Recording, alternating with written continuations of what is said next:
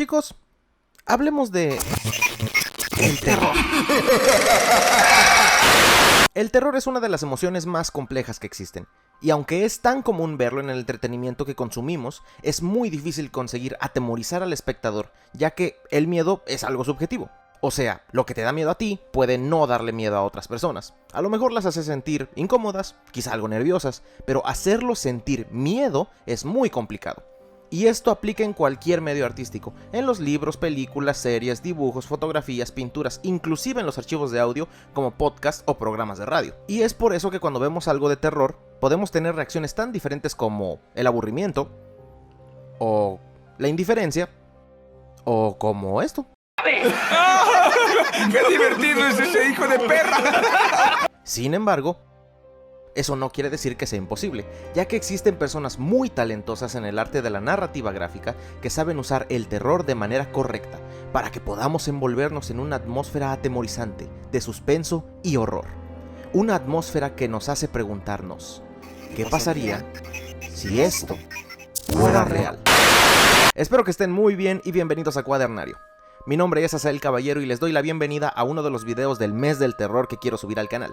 Como dijimos hace un momento, hay personas muy talentosas en todos los medios artísticos que pueden hacer sentir miedo genuino a cualquier persona. Tenemos a Stephen King o H.P. Lovecraft en la literatura, a John Carpenter o Ari Aster en el cine, a Ryan Murphy y Brad Falchuk en las series de televisión, o Oliver Mejo y H.R. Giger en el dibujo y pintura, o también Philip Halsman en la fotografía.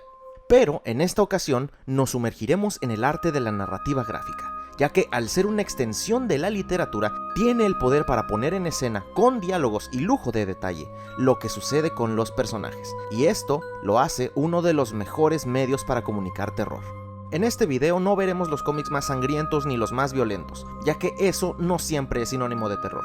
En esta ocasión veremos ediciones, historias, arcos argumentales y números específicos de ciertos cómics que son particularmente perturbadores y terroríficos.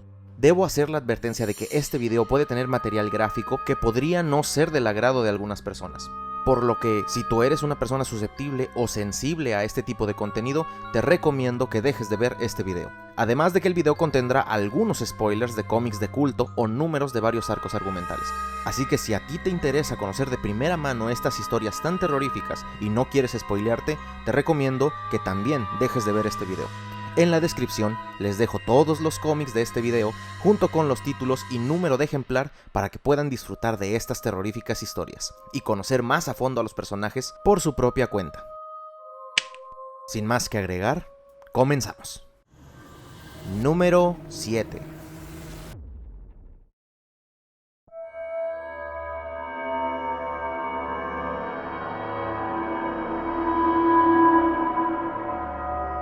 Yo sé, es Aquaman. Y no los troleé.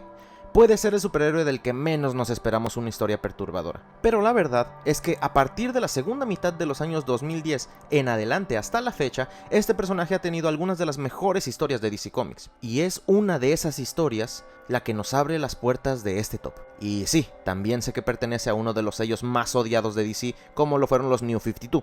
Pero esperen escuchar la trama de la historia.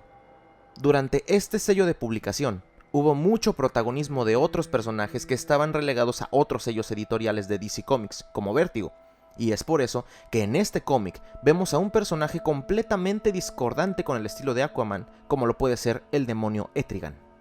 El cómic comienza con un hombre desecrando una tumba. Se trata de un marinero que vivió un naufragio en alta mar, y que mientras es interrogado por la policía, cuenta su historia. Después del naufragio, lo encuentran Aquaman y Etrigan a la orilla del mar. El demonio, con sus poderes infernales, le da escamas al hombre, y así ambos lo llevan al fondo marino, donde un peligro inminente espera. Al parecer, hace muchos años, Aquaman hizo un pacto con Etrigan para que una vez al año, éste le ayude en una cruzada. Una cruzada de la cual depende el destino de la humanidad entera. En el fondo marino, encuentran una especie de ciudadela que sirve como un portal a otra dimensión y donde residen seres de ultratumba, demonios subacuáticos que son el resultado de alienígenas mezclados con seres humanos y cuyos cuerpos son poseídos por las almas de todos los hombres que han muerto en el océano. Pero eso no es lo peor del asunto. En el centro de la ciudadela hay un enorme agujero que solo puede ser descrito como una puerta a un mundo con el que jamás debemos de entrar en contacto.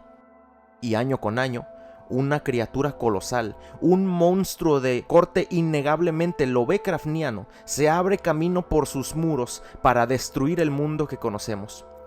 Y aunque Aquaman y Etrigan logran frenar a la criatura con todos sus impresionantes poderes, Whitford Crane, el hombre que los acompaña, vive un viaje de pesadilla que lo deja terriblemente marcado.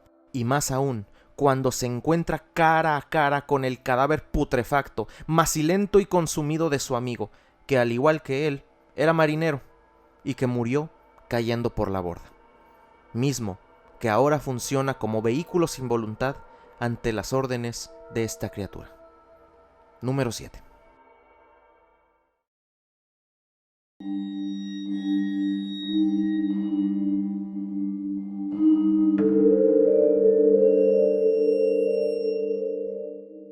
Este es uno de los cómics más complejos de toda la historia. Escrito por el gran Alan Moore, Swamp Thing es tan hermoso y profundo como puede llegar a ser perturbador, ya que este cómic es una discusión existencial de un ser que es el epicentro y la encarnación de toda la vida, todo lo verde, todo lo creado, todo lo que respira sobre la faz de la tierra, pero con cualidades íntimamente humanas. Y entre sus páginas encontramos historias llenas de significado, pero también encontramos relatos enormemente oscuros, y este es posiblemente uno de los más horripilantes. Durante todo este número, que se considera como una de las mejores historias en el renacimiento del personaje, vemos un arco terriblemente oscuro y tétrico que involucra las potencias del infierno, demonios, crímenes atroces y el sufrimiento de personas inocentes. En cierta parte de la historia, Abigail, el interés amoroso de Swamp Thing, es engañada a través de su propio prometido, quien está poseído por el espíritu del tío de Abigail, el Dr. Anton Arcane. Este forma parte de la entidad demoníaca conocida como Rot o podredumbre. Todo ese poder lo hacen convertirse en su propia entidad demoníaca conocida como Arcane. Y por el odio que le tiene a Swamp Thing por haberlo vencido en una vida pasada, este ser está más que dispuesto a mandar el alma de su propia sobrina al mismísimo infierno. Y mientras ella suplica por su vida y ve como muertos vivientes se llevan su alma al fondo del averno, este ser no hace más que disfrutar, imaginando la reacción de Swamp Thing cuando vea lo que ha sucedido.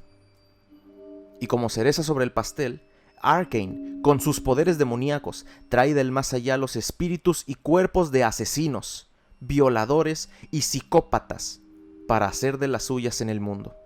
Sus planes se ven frustrados por Swamp Thing, pero la cosa no termina ahí. Cuando Swamp Thing se entera de que el alma de su amada está en el infierno, lleva a cabo una cruzada a través de cielo e infierno, donde conocemos a algunos de los seres más poderosos de DC Comics y de Vértigo. Phantom Stranger, Deadman, el demonio Etrigan y The Spectre son parte del elenco. Y mientras ellos ayudan a Swamp Thing para que pueda encontrar el alma de su querida Abigail, vemos a las criaturas más crueles, grotescas, deformes y terroríficas que disfrutan de comerse unas a otras, que disfrutan de mutilarse y hacer sufrir a su prójimo por mera diversión. Número 6.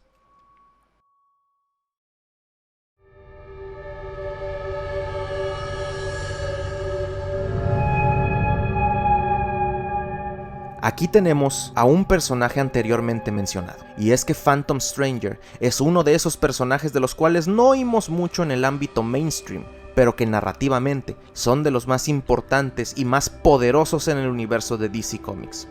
Sin embargo, el personaje ha tenido muchos alter egos y encarnaciones, pero la que nos toca en este lugar del top es un joven que vivió en tiempos bíblicos, en Belén de Judea, llamado Isaac. ¿Por qué este avatar?, te preguntarás tú. Bueno, porque Isaac es nada más y nada menos que Judas Iscariote. Su familia es asesinada la misma noche en que Herodes manda matar a todos los niños por miedo a la profecía del Mesías, el futuro rey de Israel. Presa del sufrimiento y resentimiento, y pasados 31 años, este hombre cambia su nombre a Judas y se une al ministerio de Cristo, convirtiéndose en uno de sus apóstoles. Y en la primera oportunidad, a manera de venganza, comete la tan famosa traición a Cristo por 30 monedas de plata.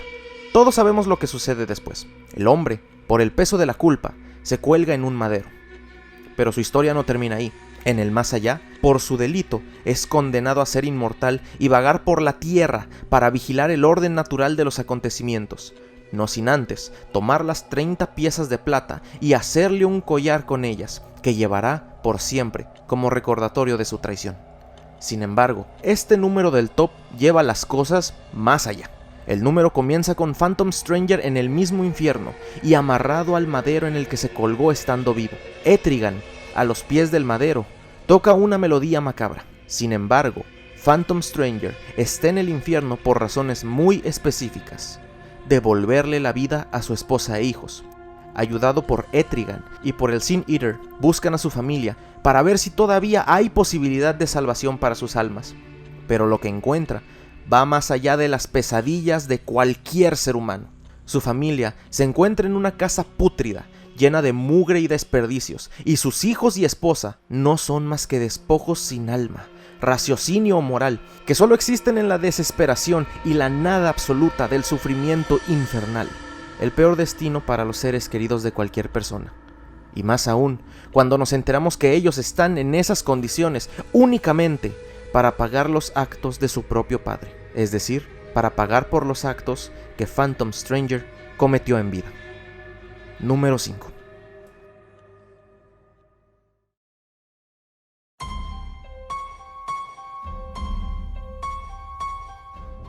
John Constantine es un nombre que recientemente se ha hecho muy popular debido a la gran cantidad de historias, películas animadas y series de televisión que lo contienen. Sin embargo, estas versiones no son nada aterradoras comparadas con su versión original de los cómics. Hellblazer es el título en el que el personaje lleva a cabo sus travesías, y es uno de los títulos más densos, complejos y terroríficos en su narrativa. No solo tenemos a demonios, huestes de ultratumba y brujería en cada número, sino que exploramos la maldad humana en su máxima expresión. Y es más denso aún cuando vemos la maldad, irresponsabilidad, frialdad e indiferencia de parte del mismo Constantine, quien está lejos de ser una persona considerada y moral. En este número, vemos a un grupo conocido como los Mockus Membrane, que está integrado por un Constantine adolescente y sus amigos. Todos son practicantes de lo oculto, cada uno en sus respectivos ámbitos, pero todos son muy inmaduros y poco experimentados, incluido el mismo Constantine. Un día, cuando iban a visitar a un hombre llamado Alex Lounge, el cual tiene una hija de 9 años, más temprano que tarde nos damos cuenta de que Alex era un adicto a las drogas que llevaba a cabo orgías en su propiedad llamada el Casanova Club. Pero esto es solo la punta del iceberg. Además de ser un drogadicto, practicante del oculto y tomador, este hombre abusaba de su hija y dejaba que cualquier persona pusiera manos sobre la niña para satisfacer su propia enfermedad. Un día, los Mockus Membrane llegan al club que se encuentra abandonado por alguna razón, y mientras investigan un olor putrefacto que en palabras del propio Constantine era tan fuerte y pútrido que se podía masticar, llegan al sótano y se encuentran con los cuerpos mutilados, destrozados y sangrientos de Alex y los demás hombres y mujeres que, mientras realizaban una orgía, fueron asesinados brutalmente por un demonio elemental llamado Norfulthing. Este demonio fue conjurado por la pequeña Astra, quien, harta de tanto abuso y decadencia, decide ponerle fin a su situación.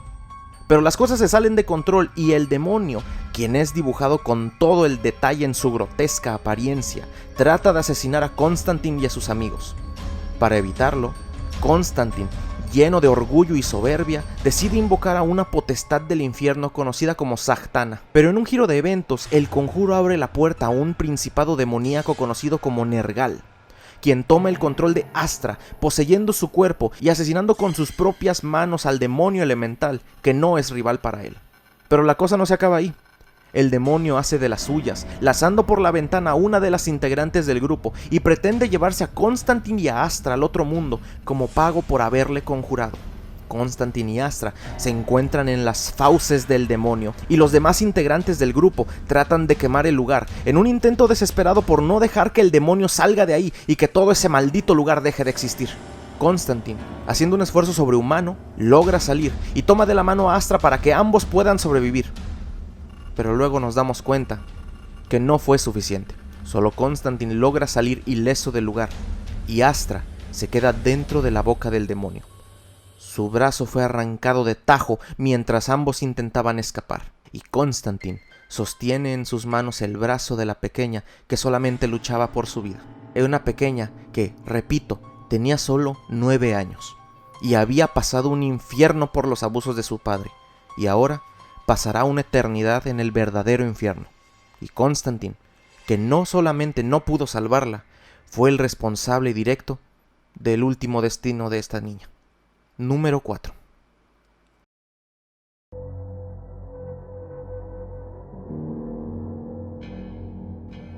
Hasta el momento, hemos hecho un repaso muy grande de los escritores más talentosos en la narrativa gráfica. Alan Moore, Tom King, Jamie Delano, y aunque sin duda nos estamos quedando muy cortos, este top hace mención de uno de los más grandes, Neil Gaiman. Este hombre ha conquistado la narrativa gráfica tanto como sus novelas, la literatura, y sus guiones, las series de TV y películas. Pero sin duda, Sandman está considerada como su obra maestra en los cómics. Esta historia nos cuenta las travesías, desventuras y meditaciones del mismísimo Morfeo, dios de los sueños, quien forma parte de una raza de seres más allá del entendimiento humano, quienes son la encarnación de los instintos más básicos del ser humano. Este cómic, a pesar de tener 32 años desde su publicación, sigue causando furor entre los apasionados de la narrativa gráfica. Y es en el primer tomo del cómic, llamado Preludios Nocturnos, donde encontramos uno de los cómics más aterradores de la historia. Antes de contar, daré un poco de contexto. Sandman es aprisionado mediante un ritual en una cárcel durante varias décadas. Cuando por fin logra salir, se encuentra con que su castillo ha sido derruido por su ausencia y para tratar de recuperar su poder, debe conseguir 3 objetos mágicos que él mismo ha creado. Objetos que son extensiones y materializaciones de sus propios poderes. Pero pasa que estos objetos han sido robados cada uno por personas diferentes. Y aunque todos y cada uno de los artefactos han traído consecuencias terribles por su uso irresponsable, de lejos, la peor de estas historias la tenemos en el número 6 del primer tomo. La historia toma lugar en un diner. Un villano desquiciado, conocido como Dr. Destiny, tiene en su posesión un rubí mágico con el que puede hacer obedecer a cualquier persona sin que ésta pueda negarse.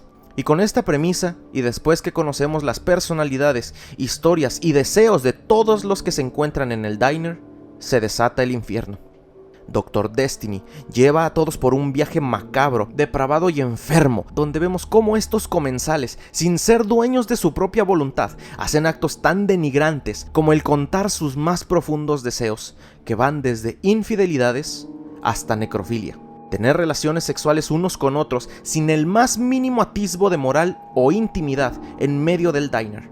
Mutilarse mutuamente, clavando sus manos en la barra del restaurante, rebanando brazos con un cuchillo de cocina, o clavándose 2 picahielos en las cuencas de sus ojos, o actuando como animales y pelear entre ellos hasta la muerte. El horror duró 24 horas y al final vemos en los pisos del diner los cuerpos sin vida de los clientes que estuvieron a merced de la depravación, enfermedad y mente retorcida de uno de los villanos más asquerosos en la historia del cómic. Y Sandman no pudo llegar sino hasta el final de la historia, cuando ya nadie quedaba para salvar. Número 3.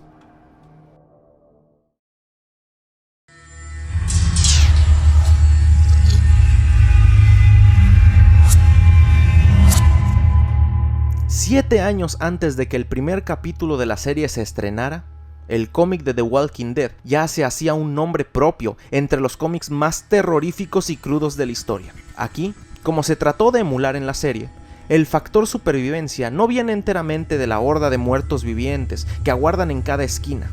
Aquí, los más grandes enemigos de nuestros protagonistas son los otros sobrevivientes. seres humanos, despojados de toda humanidad, cordura y moral, que están dispuestos a hacer lo que sea para ser ellos los únicos que sobrevivan. Ningún protagonista o personaje es indispensable, y a lo largo de los 193 números que duró el cómic, vemos cómo los personajes que queremos y a los que hemos visto crecer durante 16 años mueren sin poder hacer nada ante la maldad del propio ser humano. El cómic hace un trabajo impresionante, haciéndonos sentir la desesperación, inquietud, nerviosismo y terror de lo que sería afrontar las situaciones que enfrentan los protagonistas. Pero este número es particularmente terrorífico por la situación que presenta y por el desenlace que, después de un esfuerzo titánico por mantener todos a salvo, termina en una tragedia terrible. Rick y el grupo de supervivientes están refugiados en una pequeña zona urbanizada, protegida por un muro que impide que los zombies puedan entrar.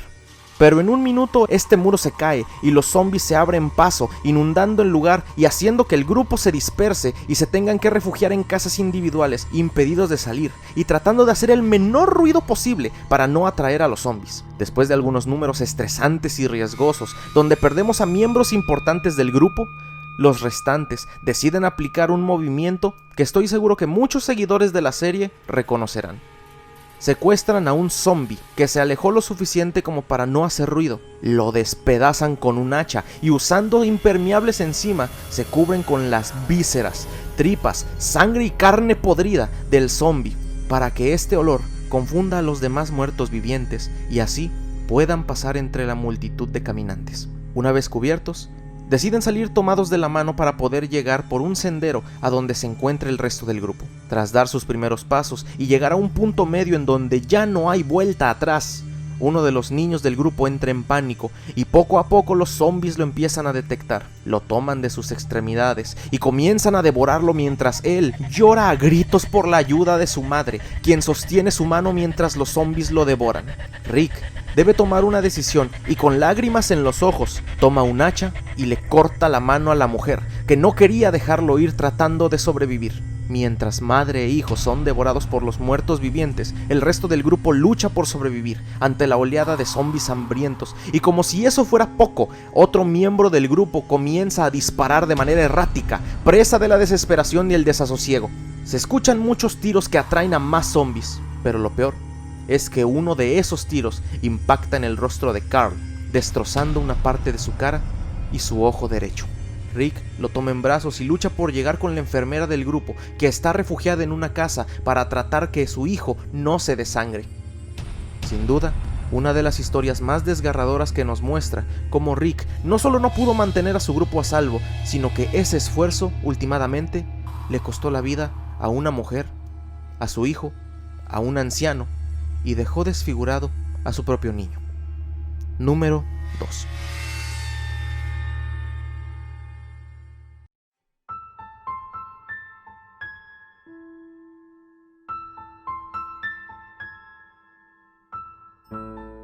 Quizá a muchos no les guste ver algo tan mainstream o tan predecible como un título de Batman en el primer lugar. Sin embargo, Batman siempre se ha caracterizado por tener algunos de los villanos más oscuros y terroríficos de los cómics. Las historias tétricas y macabras de El Caballero de Ciudad Gótica han sido muchas a lo largo de los años, desde Long Halloween hasta Batman Damned en tiempos más recientes. Pero este, que es un número que no ha tenido continuación y cuya historia solo se limita a unas cuantas páginas, es lo bastante desgarradora y por mucho una de las peores y más terroríficas historias que el Cruzado Encapotado ha tenido que enfrentar. Y esta es la que se queda con el primer lugar. Todo comienza una noche de crimen como cualquier otra. Un niño llamado Matthew Warner pierde a sus padres en su propia casa a manos de un asesino anónimo que deja varias pistas en la escena del crimen. Este niño comparte muchas similitudes con Bruce Wayne. También es millonario. Sus padres trabajan en la compañía Wayne. Y él de pequeño quería ser como Bruce cuando fuera grande, ya que lo admira enormemente. Bruce, como un padre a su hijo, le promete que el caso se resolverá y que los asesinos serán llevados ante la justicia, algo que no debería de ser nada difícil para el mejor detective del mundo. Mientras más pasan los días, más se complica el caso para Batman, quien se encuentra en callejón sin salida tras callejón sin salida, viendo cómo todas y cada una de sus pistas no conducen a nada. Batman sospecha de villanos enfermos de la talla de Victor Sass o Dos Caras para tratar de resolver el caso, que cada vez se vuelve más íntimo y personal para él, al encontrar en las pistas datos muy íntimos de la muerte de sus padres y de lo que él tuvo que pasar al quedar huérfano aquella noche en el callejón del crimen. Todas las pistas lo guían a otros crímenes, pero los motivos y acciones de estos se ven muy absurdas, tontas, infantiles. Y es ahí cuando finalmente una noche, mientras cena con su prometida, la respuesta llega a su mente. Y es que ¿quién más pudo haber hecho el asesinato? Sino alguien que estuvo cerca de él todo el tiempo, alguien que lo vio actuar, alguien que conocía su próximo movimiento, alguien que ha seguido su carrera muy de cerca y que lo admira de una manera enfermiza para un día ser igual a él. El asesino resulta ser el mismo niño que salvó. Batman, decidido a enfrentarlo, encuentra a Matthew Warner en las tumbas de sus padres. Este niño se encuentra tallando con un cuchillo los nombres en las tumbas, cambiándolos a Thomas y Martha Wayne. Y cuando voltea a ver a Batman, este se da cuenta de que el niño se ha tallado los nombres de Thomas y Martha en sus mejillas con el mismo cuchillo. Y mientras Bruce trata de llevarlo ante la justicia, los dos se enfrascan en uno de los diálogos más perturbadores en cómic de Batman alguno. Mis padres murieron por culpa de esta ciudad. Los vi morir. Soy el amo Bruce y nunca dejaré de pelear por la luz, por Gótica, por mami y papi. Tú no eres Bruce Wayne, eres un niño enfermo con padres muertos. Bueno, sí, pero ¿qué otra cosa es Bruce Wayne? Sin duda, uno de los villanos más descarnados y sin escrúpulos que Batman ha tenido el infortunio de enfrentar. Y más, cuando nos damos cuenta que se trata de un niño. Número 1. El arte es emoción, y todas las expresiones artísticas nos hacen sentir algo. Y cuando hablamos de cómics, puede ser un error pensar que solo son para niños o para hacer películas de acción. De hecho, los cómics fueron los primeros medios de la cultura popular en hacernos sentir terror, con historias como Cuentos de la Cripta, Tales of Voodoo o Strange Tales. La narrativa gráfica es de las mejores maneras para expresar el terror. Y para hacer pensar al espectador, ¿eso podría ser real? En fin, esos fueron 7 de los números de cómics más terroríficos que existen. Si el video te gustó y quieres apoyar el contenido del canal, puedes suscribirte y activar la campana de notificaciones. ¿Te dieron miedo las historias de este video? Comenta en la parte de abajo cuál fue la más atemorizante para ti. Y si tienes una recomendación de cómics terroríficos o quieres una segunda parte de este video, no te olvides de dejar tu comentario. Comparte este video para que más personas experimenten miedo en este octubre y disfruten de estas historias terroríficas de cómics. Mi nombre es Azael Caballero y te deseo una noche tranquila, si es posible. No te olvides de mirar atrás. Hasta la próxima.